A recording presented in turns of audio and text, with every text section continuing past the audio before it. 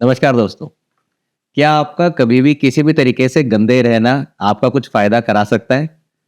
कुछ फ़ायदे जो आपके दिमाग में आ सकते हैं वो हो सकता है कि पानी का बचाव हो जाए। लेकिन कभी आपने सोचा है कि आपका गंदे रहना आपको किसी भी तरह से नोबेल प्राइज़ दिला सकता है? डॉक्टर फ्लेमिंग अपने टाइम के एक बहुत बड़े फिज़िशियन और माइक्रोबायोलॉजिस्ट थे। वो अपनी लैब के अंदर एक विशेष तरह के बैक्टीरिया स्टेफाइलोकोकस के ऊपर रिसर्च कर रहे थे। काफ़ी समय रिसर्च करने के बाद डॉक्टर फ्लेमिंग की आदत थी कि वो अपनी लेबोरेटरी की बहुत ज़्यादा साफ सफाई नहीं रखते थे। तो बहुत सारी पेट्री डिशेस एक के ऊपर एक पड़ी रहती थी। बहुत सारी टेबल्स और कुर्सियों के ऊपर उनके कोट्स पड़े रहते थे। और वो इसी तरीके से थोड़ा से अनऑर्गेनाइज तरीके से अपना काम करते थे। काम करते हुए डॉक्टर फ्लेमिंग ने एक बार ब्रेक ली और कुछ समय के लिए घूमने वो स्कॉटलैंड चले गए। जब वो वापस आए तो उन्होंने अपनी लेबोरेटरी के अंदर देखा कि काफी स्मेल आ रही थी। और ये कुछ वैसी स्मेल थी जैसे हम कहते हैं कि खटास वाली स्मेल होती है। इसका मतलब है लेबोरेटरी के अंदर किसी प्रकार की इन्फेक्शन वाली ग्रोथ हो गई थी या किसी प्रकार की अजीब सी बैक्टीरियल ग्रोथ हो गई थी। उनके दिमाग में आया कि ये जो पेट्री डिश का ढेर लगा हुआ है, इसको मैं आज डिस्पोज कर देता हूं, इसको आज मैं फेंक देता हूं। एक एक करके डॉक्टर फ्लेमिंग अपनी ही पेट्री डिशेस को डस्टबिन के अंदर फेंक रहे थे। लेकिन अचानक से वो आश्चर्यचकित हो गए जब उन्होंने एक खास तरह की चीज देखी। क्या थी वो खास तरह की चीज? एक पेट्री डिश के अंदर जो बैक्टीरिया वो उगाना चाह रहे थे, स्टेफाइलोकोकस, उसके अंदर फफूंद या फंगस, जिसको हम अंग्रेजी में मोल्ड भी बोलते हैं, वो लग गई थी।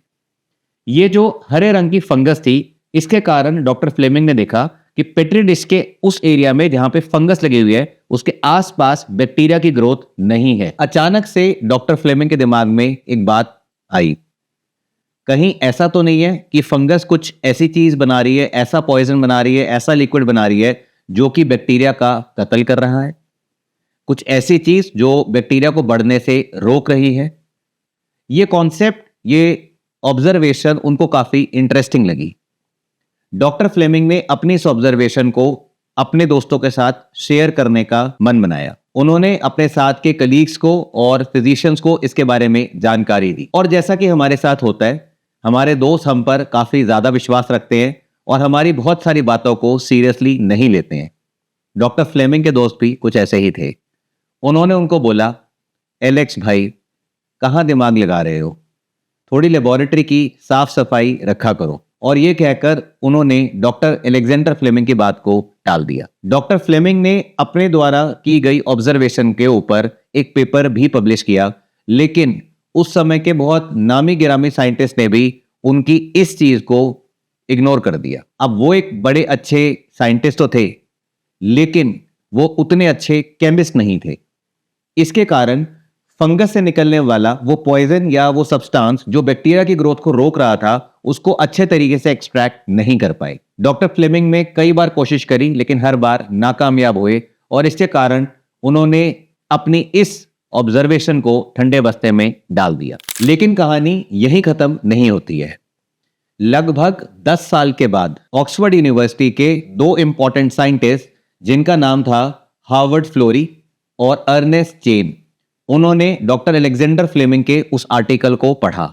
उसके बाद उन्होंने उसी फंगस की ग्रोथ से उस केमिकल को एक्सट्रैक्ट करने की कोशिश करी, जिसके कारण स्टेफाइलोकोकस नाम के बैक्टीरिया को मारा जा सकता था। उन्होंने अपने कुछ कलीग्स के साथ इस पर जी तोड़ मेहनत करी और आखिर वो दिन आ गया जब उस केमिकल को, जो कि बैक्टीरिया की ग्रोथ को रोकने में सक्षम हो रहा था, वो इसको इस फंगस की ग्रोथ से निकालने में सफल हो गए। इसको एक बड़े पैमाने पे बनाने की भी उन्होंने विधि, एक नया तरीका खोज लिया। अब उन्होंने बहुत सारे पेशेंट्स, स्पेशली जो विश्व युद्ध के दौरान, वर्ल्ड वॉर के दौरान सोल्जर्स घायल थे, उनको इस दवाई को देना स्टार्ट किया। क्योंकि ये एक फंगस या मोल्ड से निकली थी, तो फ्लेमिंग ने इसका नाम रखा था पेनिसिलिन। कमाल की बात हुई कि जब सोल्जर्स, जिनके बचने की उम्मीद लगभग ना के बराबर थी क्योंकि उनको बहुत सीवियर स्टेफाइलोकोकल इन्फेक्शंस थी या बैक्टीरियल इन्फेक्शंस थी, जब उनको पेनिसिलिन नाम की दवाई दी गई तो उनमें से बहुत सारे लोगों की जान बच गई। और इसी तरह दुनिया को पेनिसिलिन नाम की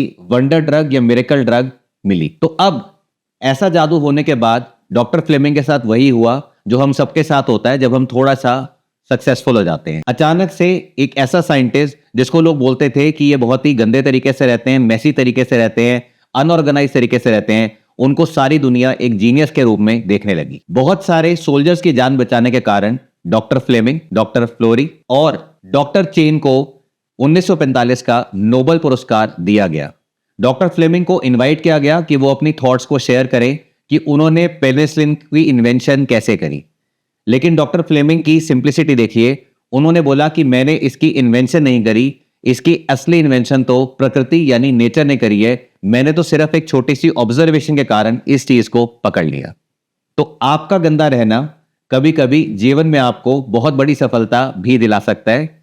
हालांकि यह चीज बहुत ज्यादा स्ट्रांगली रिकमेंडेड नहीं है। अपनी सफाई रखिए, चीजों को ऑर्गेनाइज रखिए, और ऐसा करने के बाद भी ऐसा हो सकता है कि आपको बहुत सारी सफलता मिले और आपको भी एक शानदार पुरस्कार या शायद किसी दिन नोबेल पुरस्कार मिल जाए। हमेशा की तरह आपकी सेहत के लिए मंगल कामनाएं।